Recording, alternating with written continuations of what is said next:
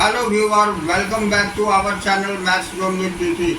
मैं संजीव कुमार आज आपको क्लास 12 की अर्थशास्त्र की चैप्टर 3 जो 1991 से आर्थिक सुधार नई आर्थिक नीति है उसकी डिटेल जानकारी देता हूँ। तो आइए स्टार्ट होते हैं आप। तो आइए आज का हमारे चैप्टर 3 का जो टॉपिक है वो व्यापार एवं निवेश नीति सुधार है, जिसे हम trade and investment policy reform कहते हैं। आज मैं यहाँ से स्टार्ट करता हूँ। तो इसमें पहला पॉइंट हम देखेंगे कि ये उदारीकरण के पश्चात व्यापार एवं निवेश नीति में व्यापक परिवर्तन हुए हैं। इस क्षेत्र में सुधार निम्नलिखित पर केंद्रित है। तो पहला है घरेलू उद्योग की अंतर्राष्ट्रीय प्रतियोगिता को बढ़ाने पर। दूसरा है घरेलू अर्थव्यवस्था में अंतर्राष्ट्रीय विदेशी निवेश को प्रोत्साहित करने पर। तथा तीसरा है अर्थव्यवस्था में कुशल विदेशी प्रौद्योगिकी को लाने पर। अब नेक्स्ट पॉइंट हम देखेंगे, इस सुधारों का उद्देश्य स्थानीय उद्योगों की कुशलता को बढ़ावा देना और आधुनिक प्रौद्योगिकी को अपनाने के लिए प्रोत्साहित करना भी था। व्यापार तथा निवेश नीति सुधार निम्न प्रकार से लागू किए गए थे। तो इसमें पहली टॉपिक है आयात एवं निर्यात पर मात्रात्मक प्रतिबंधों का निराकरण, जिसे हम dismantling of quantitative restrictions on import and export कहते हैं। तो विनिर्मित उद्योग वस्तुओं एवं कृषि वस्तुओं पर से मात्रात्मक प्रतिबंधों को हटाया गया। अब हम दूसरा पॉइंट देखेंगे। तो दूसरा पॉइंट हमारा है प्रशुल्क दरों में कमी। तो रिडक्शन ऑफ टैरिफ रेट। प्रशुल्क दरों को काफी हद तक नियंत्रित किया गया और कई मदों के आयात और निर्यात से प्रशुल्कों को हटा दिया गया। तीसरा पॉइंट है हमारी आयात लाइसेंसिंग की समाप्ति, जिसे हम रिमूवल ऑफ इंपोर्ट लाइसेंसिंग बोलते हैं। तो जोखिमपूर्ण एवं पर्यावरण के प्रति संवेदनशील उद्योगों को छोड़कर आयात लाइसेंसिंग की नीति को समाप्त कर दिया गया। अब अप्रैल 2001 से कृषि उत्पादों और औद्योगिक उपभोक्ता वस्तुओं के आयात पर से मात्रात्मक प्रतिबंध को पूरी तरह से हटा दिया गया है। अब हम चौथा पॉइंट देखेंगे, ये निर्यात शुल्क की समाप्ति है, जिसे हम रिमूवल ऑफ एक्सपोर्ट ड्यूटीज बोलते हैं। तो अंतर्राष्ट्रीय बाजार में भारतीय वस्तुओं की प्रतियोगिता को बढ़ावा देने के लिए आयात प्रशुल्कों को समाप्त कर दिया गया है। तो अब हम मुख्य अंश जो हाइलाइट्स कहते हैं इसे हम देखते हैं। तो इसमें पहली पॉइंट है उदारीकरण तथा अहस्तक्षेप, यानी अबंध प्रणाली में भ्रमित ना हो, यानी don't confuse liberalisation with the laissez faire system. तो इसका पहला पॉइंट है अहस्तक्षेप, यानी अबंध नीति उस नीति को कहते हैं जिसमें राज्य द्वारा अर्थव्यवस्था के कार्यकरण में कोई हस्तक्षेप नहीं किया जाता। इसके अंतर्गत उत्पादकों द्वारा संसाधनों के आवंटन तथा वस्तुओं एवं सेवाओं के उत्पादन के संबंध में लिए जाने वाले निर्णय बाजार की मांग तथा पूर्ति की शक्तियों पर आधारित होते हैं। अब नेक्स्ट पॉइंट, सरकार की भूमिका मात्र न्याय और व्यवस्था बनाए रखने तथा देश को बाहरी आक्रमण से सुरक्षित रखने के लिए होती है, अर्थात उसकी भूमिका देश के रात्रि के पहरेदार से अधिक नहीं होती। अब इसका अगला पॉइंट है हमें उदारीकरण की नीति और अहस्तक्षेप यानी अबंध नीति में अंतर को समझना है। उदारीकरण एक ऐसी स्थिति है जिसमें सरकार निजी उद्यमियों को संसाधनों के आवंटन के मामले में अधिक अंश तक स्वतंत्रता देती है। इसके उदाहरण के लिए उदारीकरण की नीति का पालन करते हुए सरकार उद्यमों के लिए लाइसेंस लेने या उसके पंजीकरण कराने की शर्त को हटा सकती है। अब इसी प्रकार सरकार फर्मों की उत्पादन क्षमता पर लगी सीमा को हटा सकती है या उसमें ढील दे सकती है। ये बातें सरकार द्वारा उत्पादन क्रिया में प्रत्यक्ष भागीदारी के रूप में है। अब आगे हम देखते हैं। तो अतः उदारीकरण की अवधारणा सरकार को अर्थव्यवस्था में हस्तक्षेप करने से नहीं रोकती। सरकार द्वारा अर्थव्यवस्था को नियंत्रित करना या उस पर कोई रोक लगाना उदारीकरण के विरुद्ध नहीं है। इससे आगे हम देखते हैं कि इसके द्वारा निजी उद्यमियों को आर्थिक क्षेत्रों में निर्णय लेने या उत्पादन के पैमाने का विस्तार करने की अधिक स्वतंत्रता प्रदान की जाती है। अब हम अगला टॉपिक निजीकरण देखते हैं, जिसे हम प्राइवेटाइजेशन बोलते हैं।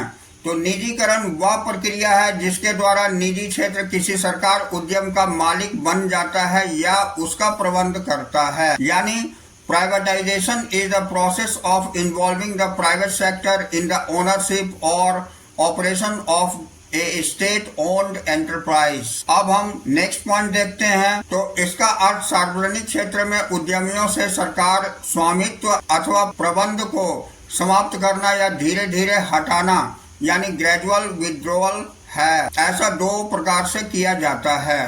पहला है निजी उद्यमियों को सरकारी उद्यमियों के एक मुश्त बिक्री करके, या दूसरा है मिश्रित उद्यमों जिन उद्यमों का स्वामित्व तथा प्रबंध सरकार तथा निजी उद्यमियों द्वारा संयुक्त रूप से किया जाता है, से सरकार स्वामित्व तथा प्रबंधन को हटाकर। तो ये दो प्रकार से ग्रेजुअल विड्रॉल करती है। अब हम पुनः हाइलाइट्स में आते हैं जो हमारी मुख्य अंश है। तो इसमें विनिवेश देखेंगे जिसे हम डिसइन्वेस्टमेंट बोलते हैं। तो इसमें पहला पॉइंट है विनिवेश निजीकरण को बढ़ावा देने वाला एक नीतिगत उपाय है। दूसरा पॉइंट है इसके अंतर्गत सरकार सार्वजनिक क्षेत्र के उद्यमों यानी पब्लिक सेक्टर अंडरटेकिंग PSUs के शेयर को निजी निवेशकर्ताओं को बेच देती है। तीसरा पॉइंट है विनिवेश के पक्ष में तर्क निजीकरण की भांति समान है। चौथा पॉइंट है इसे एक ऐसे औपचारात्मक उपाय के रूप में लिया जा रहा है जिसके द्वारा उत्पादन तथा प्रबंधकीय कुशलता में सुधार के साथ साथ आधुनिकीकरण सुविधाजनक हो जाता है। इसका पांचवा पॉइंट इसका प्रयोग सरकार द्वारा राजकोषीय घाटे को व्यवस्थित करने के लिए एक साधन के रूप में किया जाता है। अब हम नेक्स्ट टॉपिक निजीकरण की ओर यात्रा यानी जर्नी टुवर्ड्स द प्राइवेटाइजेशन देखते हैं। तो सार्वजनिक क्षेत्र के उद्यमों समृद्धि के आधार के रूप से निजीकरण यानी समृद्धि के आधार के रूप में निजी क्षेत्र के उद्यम तक के सफर को निम्नलिखित प्रवाह चार्ट के माध्यम से समझाया गया है। तो अब हम लोग इसमें फ्लो चार्ट देखेंगे। तो ये पहला फ्लो चार्ट दिखाया गया है निजीकरण की ओर यात्रा जर्नी टुवर्ड्स द प्राइवेटाइजेशन। इसमें आप देखिए फर्स्ट पॉइंट है 1956 औद्योगिक नीति प्रस्ताव IPR। तो इसमें देखते हैं हम सार्वजनिक क्षेत्र के उद्यम समृद्धि के आधार पर के रूप में काम करने लगे हैं। अब नेक्स्ट यानी प्रमुख लाभ ये 1956 से 1990 के बीच में हम देखेंगे। तो इसमें नवरत्न प्रतिष्ठित उद्योग है, औद्योगिक आधार का विविधीकरण है और अर्थव्यवस्था का संरचनात्मक परिवर्तन है जो सकल घरेलू उत्पाद के द्वितीय क्षेत्र के प्रतिशत योगदान में वृद्धि करता है। अब इसकी अगली पॉइंट प्रमुख हानियां निजीकरण की आवश्यकता के कारण ये हम देखेंगे। तो इसमें पहली पॉइंट है उत्पादन के घोर अकुशलता पाई जाती है यानी उत्पादन में घोर अकुशलता पाई जाती है। दूसरा पॉइंट है सार्वजनिक क्षेत्र के उद्यम रिसाव और चोरी तथा भ्रष्टाचार के प्रजनन केंद्र हैं। तीसरी पॉइंट है सार्वजनिक क्षेत्र के उद्यम सामाजिक बोझ या सामाजिक देयता के रूप में। ये हमारी प्रमुख हानियां थी। अब हम इससे आगे 1991 में देखेंगे। तो ये 1991 में दिया हुआ है निजीकरण की प्रक्रिया शुरू हो गई और सार्वजनिक क्षेत्र में उद्यमों को समाप्त करना आरंभ कर दिया और सार्वजनिक क्षेत्र के उद्यम के अंश निजी उद्यमों को बेचे जा रहे हैं। तो इस तरह फ्लो चार्ट से हमने इसकी डिटेल जानकारी प्राप्त की। अब वंस अगेन हम मुख्य अंश यानी कि हाइलाइट्स देखेंगे। इसमें हम देखेंगे कि नवरत्न क्या है। तो यह महाराजा विक्रमादित्य के दरबार के नवरत्नों से लिया गया एक शब्द है जो प्रतिष्ठावान और अति बुद्धिमान व्यक्तियों को संदर्भित करता है। इसमें नेक्स्ट पॉइंट सरकार ने उद्योगों को उनके प्रदर्शन के आधार पर प्रतिष्ठित एवं उत्कृष्टता के उद्योग की पहचान करना आरंभ कर दिया और महारत्न, नवरत्न और मणिरत्न यानी लघु रत्न ये मिनी रत्न की उपाधि प्रदान की। इसके कुछ उदाहरण इस प्रकार हैं। तो महारत्न के उदाहरण हम देखते हैं। इसमें Indian oil corporation IOC limited तथा दूसरा है steel authority of India limited यानी कि SAIL सेल है। अब नवरत्न के अंतर्गत हिंदुस्तान एरोनॉटिक्स लिमिटेड तथा दूसरा है महानगर टेलीफोन निगम लिमिटेड MTNL। अब मिनी रत्न या लघु रत्न के अंतर्गत मिनी रत्न में भारत संचार निगम लिमिटेड BSNL और दूसरा airport authority of India AAI limited तथा तीसरा है इंडियन रेलवे कैटरिंग और टूरिज्म कॉरपोरेशन IRCTC लिमिटेड। हम नेक्स्ट टॉपिक देखेंगे तो इन उद्यमों को सरकार द्वारा भारतीय अर्थव्यवस्था के विकास का अधिकेंद्र घोषित किया गया है। अतः इसमें कोई संदेह नहीं कि इन उद्यमों ने अर्थव्यवस्था में औद्योगिकरण की अवधारणा का एक नया नमूना पेश किया है। नेक्स्ट पॉइंट, इन उद्यमों में न केवल रोजगार के महत्वपूर्ण स्रोत प्रदान किए हैं बल्कि संरचनात्मक आधार यानी इंफ्रास्ट्रक्चर बेस भी प्रस्तुत किया है, जिससे निजी निवेश को औद्योगिक विकास के विभिन्न क्षेत्रों में प्रोत्साहित किया गया है। अगला पॉइंट, निजीकरण की प्रक्रिया के दौरान सरकार ने आरंभ में नवरत्नों के विनिवेश यानी डिसइन्वेस्टमेंट के बारे में भी सोचा था, किंतु कड़े राजनीतिक विरोध के कारण यह निर्णय लिया गया कि नवरत्नों को अपने अपने क्षेत्र के औद्योगिकरण में अंतर्राष्ट्रीय स्तर के उद्योग बनाए जाएं। अब हम नेक्स्ट टॉपिक निजीकरण के स्पष्ट लाभ तथा अनिवार्य हानियां देखेंगे, यानी obvious gain and imperative losses of privatisation. तो स्पष्ट लाभ देखिए, जिसे हम ऑब्वियस गेन कहते हैं। तो इसमें पहला पॉइंट, निजीकरण का अर्थ सामाजिक हित यानी सोशल इंटरेस्ट की अपेक्षा स्वहित यानी सेल्फ इंटरेस्ट को श्रेष्ठता देना है। जब स्वहित प्रबल होता है तब उद्यमी 100% यानी 100% वचनबद्धता के साथ कार्य करते हैं तथा काम करने वालों की जीवन धारण के लिए कार्य कुशलता यानी इफिशियंसी एक आवश्यक शर्त बन जाती है। इसका स्पष्ट परिणाम उच्च उत्पादकता के रूप में प्राप्त होता है। दूसरा पॉइंट, निजीकरण यह आशा करता है कि निजी उद्यमी घरेलू तथा अंतर्राष्ट्रीय प्रतियोगी वातावरण में कार्य करेंगे। प्रतियोगिता उन्नति तथा आधुनिकीकरण करने की प्रेरणा देती है। यही समृद्धि तथा विकास की आवश्यक शर्तें हैं। अब हम तीसरा पॉइंट देखेंगे तो निजीकरण उत्पादन में विविधीकरण को प्रोत्साहित करता है, यानी privatisation promotes diversification of production. सार्वजनिक क्षेत्र के उद्यमों के विपरीत निजी उद्यम सदैव उच्च लाभ प्राप्त करते हैं। ये उत्पादन के विस्तार और विविधीकरण के लिए प्रयोग किए जाते हैं।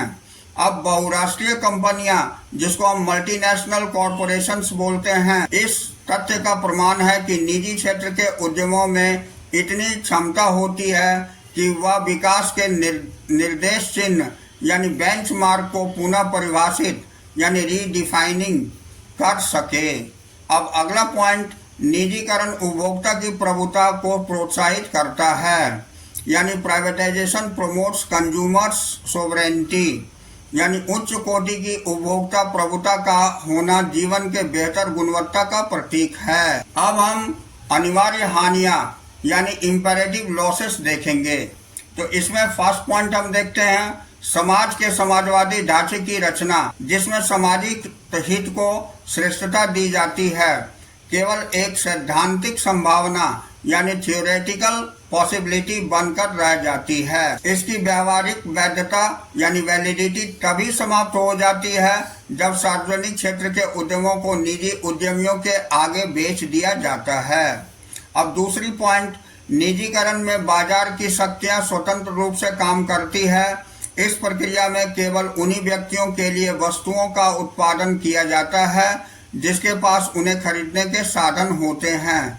जब कीमतों में वृद्धि होती है, जो कि उस प्रणाली की स्पष्ट प्रवृत्ति है जिसमें बाजार की शक्तियां स्वतंत्र रूप से कार्य करती है, तब समाज के कमजोर वर्ग को वंचित रहना यानी डिप्रीवेशन पड़ता है। सिलसिला की दुखद घटना ट्रेजेडी इसका प्रमाण है। अब हम हाइलाइट्स के अंतर्गत यानी मुख्य अंश के अंतर्गत सिलसिला त्रासदी दुखद घटना यानी सिलसिला ट्रेजेडी हम देखेंगे। तो इसका पहली पॉइंट में, सिलसिला आंध्र प्रदेश का एक छोटा सा नगर है जो कि बिजली कर्गा उद्योग पावर लूम इंडस्ट्री के लिए जाना जाता है। नगर के अधिकांश निवासियों को आजीविका का यह एक प्रमुख स्रोत है।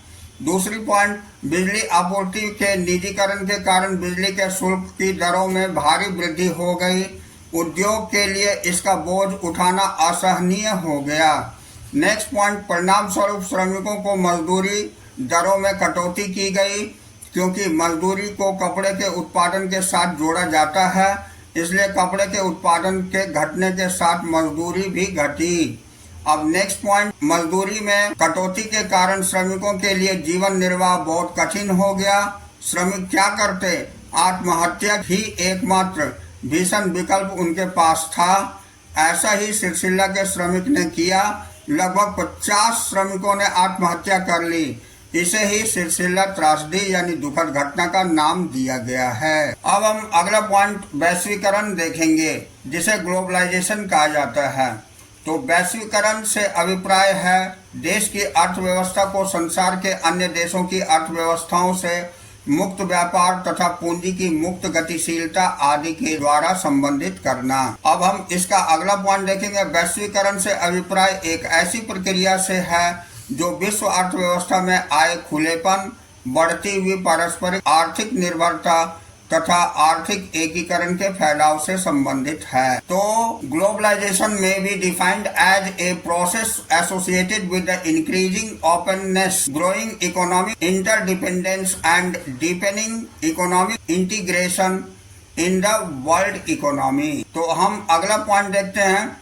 आर्थिक सुधार की यह मान्यता है कि भारतीय अर्थव्यवस्था का विश्व अर्थव्यवस्था से निकटतम संबंध होना चाहिए। इसके फलस्वरूप वस्तुओं तथा सेवाओं, तकनीक तथा अनुभव का संसार के विभिन्न देशों के साथ बिना रोक टोक के विनिमय हो सकेगा। अब नेक्स्ट पॉइंट, विशेषकर यह माना गया कि संसार के विकसित देशों से पूंजी तथा तकनीक का प्रवाह भारत की ओर हो सकेगा। अब हम नेक्स्ट हाईलाइट यानी मुख्य अंश में देखेंगे। वैश्वीकरण वास्तव में उदारीकरण तथा निजीकरण की नीतियों का परिणाम है, यानी globalization in fact is the outcome of the policies of liberalization and privatization। यानी इसमें पहला पॉइंट, अंतर्राष्ट्रीय स्तर पर यह विश्व अर्थव्यवस्थाओं को आर्थिक तथा सामाजिक रूप से एक दूसरे के समीप लाने की प्रक्रिया है, जिसमें प्रत्येक देश वैश्विक विकास का एक तत्व बन सके। अब हम अगला पॉइंट, बाहरी स्रोत यानी आउटसोर्सिंग देखेंगे।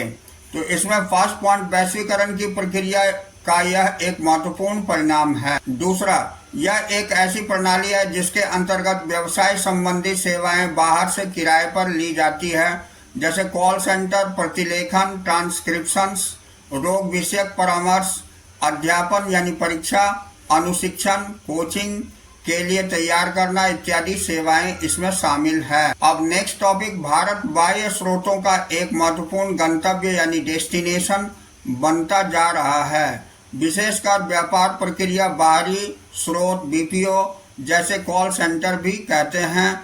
इसके दो महत्वपूर्ण कारण हैं। तो पहला कारण है भारत में सस्ते श्रम की उपलब्धता या सकुशल श्रमिकों की सापेक्षिक निम्न मजदूरी दर, तथा दूसरा कारण है भारत में सूचना प्रौद्योगिकी इंफॉर्मेशन टेक्नोलॉजी उद्योग का क्रांतिकारी विकास। तो ये दो मुख्य कारण हैं। अब हम नेक्स्ट टॉपिक, जो हमारी भारतीय अर्थव्यवस्था के वैश्वीकरण को प्रोत्साहित करने वाले प्रमुख नीति सूत्र हैं, इसकी जानकारी लेंगे, जिसे हम principal policy elements promoting globalisation of the Indian economy कहते हैं। तो आइए इसके बारे में डिटेल जानकारी प्राप्त करते हैं। तो भारतीय अर्थव्यवस्था के वैश्वीकरण की प्रक्रिया को प्रोत्साहित करने वाले महत्वपूर्ण नीति सूत्र इस प्रकार है, जिसमें पहला है विदेशी निवेश की सीमा अंश सीमा में वृद्धि, यानी increase in equity limit of foreign investment. तो विदेश पूंजी निवेश की अंश सीमा को 40% से बढ़ा के 51 से 100% तक कर दिया गया। इसमें पॉइंट हम देखेंगे, उच्च प्राथमिकता वाले 47 उद्योगों में विदेशी प्रत्यक्ष निवेश यानी फॉरेन डायरेक्ट इन्वेस्टमेंट को बिना किसी प्रतिबंध तथा लाल फीताशाही के 100% तक की अनुमति दे दी गई। अब नेक्स्ट है निर्यात व्यापार गृहों यानी एक्सपोर्ट ट्रेडिंग हाउसेस को भी 100% तक विदेशी पूंजी निवेश के अनुमति दे दी गई। अब इसके अलावा हालांकि विदेशी विनिमय प्रबंध अधिनियम यानी foreign exchange management act FEMA के लागू किया गया है, इस अधिनियम के अनुपालन को उच्च प्राथमिकता दी गई है। अब इससे नेक्स्ट पॉइंट हम देखेंगे आंशिक परिवर्तनीयता यानी पार्शियल कन्वर्टिबिलिटी। वैश्वीकरण के उद्देश्य को प्राप्त करने हेतु भारतीय रुपये की आंशिक परिवर्तनीयता की अनुमति निम्नलिखित सौदे के लिए दी गई है। इसमें पहला है वस्तुओं तथा सेवाओं के आयात एवं निर्यात, दूसरी है निवेश पर ब्याज या लाभांश का भुगतान, तीसरी है परिवार के खर्चे के लिए भेजी हुई रकम। इसे आंशिक परिवर्तनीयता इस कारण कहा जाता है क्योंकि इसमें पूंजी संबंधी सौदे सम्मिलित नहीं किए जाते हैं। अब आंशिक परिवर्तनीयता से अभिप्राय बाजार कीमत पर विदेशी करेंसी को खरीदने तथा बेचने यानी विदेशी सौदे के लिए से है। अब हम तीसरी पॉइंट देखेंगे जो दीर्घकालीन व्यापार नीति है, लॉन्ग टर्म ट्रेड पॉलिसी कहते हैं, जिसे आर्थिक सुधारों के अनुरूप विदेशी व्यापार नीति को दीर्घ अवधि अर्थात 5 वर्ष के लिए लागू किया गया था। इस नीति की मुख्य विशेषता यह है कि यह एक उदार नीति है। अब इस नीति के अंतर्गत विदेशी व्यापार पर लगे सभी प्रकार के नियंत्रण तथा प्रतिबंध हटा दिए गए हैं। खुली प्रतियोगिता को प्रोत्साहित किया गया है। नेक्स्ट टॉपिक, कुछ विशिष्ट वस्तुओं को छोड़कर किसी भी अन्य वस्तुओं का आयात तथा निर्यात किया जा सकता है। अब अगला पॉइंट प्रशुल्कों की कमी यानी रिडक्शन इन टैरिफ्स है। प्रतियोगिता को प्रोत्साहित करने हेतु भारत तथा शेष विश्व के बीच किए जाने वाले व्यापार को अधिकांश वस्तुओं पर से प्रशुल्क अवरोध हटा दिए गए हैं। अब नेक्स्ट पॉइंट परिमाणात्मक प्रतिबंधों को हटाना है यानी विड्रॉल ऑफ क्वांटिटेटिव रेस्ट्रिक्शंस है। सन 2001 से सभी आयात मदों पर से परिमाणात्मक प्रतिबंध को पूरी तरह से हटा लिया गया है। यह भारत के WTO के प्रति प्रतिबद्धता पर आधारित था। अब हम मुख्य अंश जिसे हाइलाइट्स बोलते हैं तो इसमें देखते हैं पहली टॉपिक सीमा शुल्क तथा गैर सीमा शुल्क अवरोध, जिसे हम tariff and non tariff barriers बोलते हैं। तो इसमें देखिए सीमा शुल्क अवरोध मुख्यतः उन अवरोधों को कहते हैं जिन्हें उच्च आयात शुल्क यानी हाई इंपोर्ट ड्यूटी द्वारा लगाया जाता है। और दूसरा गैर सीमा शुल्क अवरोध सामान्यतः कोटा अवरोध होते हैं। ये अवरोध आयातों का मात्रात्मक अवरोधों के रूप में लगाए जाते हैं या आयात की मात्रा पर प्रतिबंधों के रूप में लगाए जाते हैं। अब हम नेक्स्ट टॉपिक प्रथम पीढ़ी सुधार तथा द्वितीय पीढ़ी सुधार, जिसे हम first generation reforms and second generation reform कहते हैं, इसकी डिटेल जानकारी लेते हैं। तो इसके अंतर्गत पहली पॉइंट प्रथम पीढ़ी सुधार वे सुधार होते हैं जिसके लिए किसी विधान संबंधी कार्यवाही यानी लेजिस्लेटिव एक्शन की आवश्यकता नहीं होती। ये सुधार सामान्यतया सरकार की कार्यकारी एग्जीक्यूटिव तथा प्रशासनिक मशीनरी द्वारा किए जाते हैं। दूसरा, इसके विपरीत द्वितीय पीढ़ी सुधार के वे सुधार होते हैं जिनमें विधान संबंधी कार्यवाही की आवश्यकता होती है। इन सुधारों को सरकार के वर्तमान प्रशासनिक तथा कार्यकारी ढांचे द्वारा नहीं किया जा सकता। इसी कारण द्वितीय पीढ़ी सुधारों में प्रायः देरी हो जाती है। अब हम पुनः हाइलाइट्स के अंतर्गत विश्व व्यापार संगठन जो वर्ल्ड ट्रेड ऑर्गेनाइजेशन है, इसके बारे में डिटेल जानकारी प्राप्त करेंगे। तो हम इसमें देखेंगे विश्व व्यापार संगठन ने 1 जनवरी 1995 को मार्केट समझौते, जिस पर 123 देशों ने हस्ताक्षर किए थे, के तहत अपना परिचालन आरंभ किया। अब इसके आगे इसने व्यापार तथा सीमा शुल्क महासंधि, जिसे हम general agreement on tariff and trade GATT को प्रतिस्थापित किया। अब नेक्स्ट 2024 तक WTO के 166 सदस्य थे। उसके बाद GATT की स्थापना 1948 में 23 देशों के साथ वैश्विक व्यापार संगठन के रूप में की गई थी, ताकि व्यापारिक उद्देश्य के लिए अंतर्राष्ट्रीय बाजार में सभी देशों को समान अवसर प्रदान करके सभी बहुपक्षीय व्यापार समझौते को संचालित किया जा सके। अब अगला पॉइंट, संसार की अर्थव्यवस्थाओं के वैश्वीकरण के संदर्भ में विश्व व्यापार संगठन यानी कि WTO द्वारा महत्वपूर्ण भूमिका की आशा की जाती है। इसे क्या करने की आशा की जाती है, इस संबंध में निम्न अवलोकन पर ध्यान देंगे। तो इसमें पहला पॉइंट है, WTO के सदस्य देशों द्वारा प्रशुल्क तथा गैर प्रशुल्क अवरोधों को हटाकर मुक्त व्यापार को प्रोत्साहित करने की आशा की जाती है। दूसरा पॉइंट है, इससे प्रतियोगिता तथा वैश्विक बाजार में सदस्य देशों द्वारा मुक्त पहुंच को प्रोत्साहित करने की आशा की जाती है। तीसरा पॉइंट है, इसके द्विपक्षीय तथा बहुपक्षीय व्यापार समझौते को सुगम करने की आशा की जाती है। और चौथा पॉइंट है, इसे विश्व के विभिन्न भागों में वस्तुओं तथा सेवाओं के प्रशुल्क मुक्त चलन के द्वारा वैश्विक बाजार के आकार को बढ़ाकर वैश्विक संसाधनों का इष्टतम आवंटन सुनिश्चित करना होता है। तो ये 4 मेन इसके प्रमुख अवलोकन थे। तो आइए अब हम आगे देखते हैं। ये अगला पॉइंट हमारा WTO का भारतीय अर्थव्यवस्था पर प्रभाव है, जिसे हम अंग्रेजी में इम्पैक्ट यानी benefits of WTO on Indian economy कहते हैं। तो WTO के प्रोत्साहित लाभ निम्नलिखित हैं। पहला है, इसमें आशा की जाती है कि WTO भारतीय अर्थव्यवस्था को अधिक निर्यात अवसर प्रदान करेगा।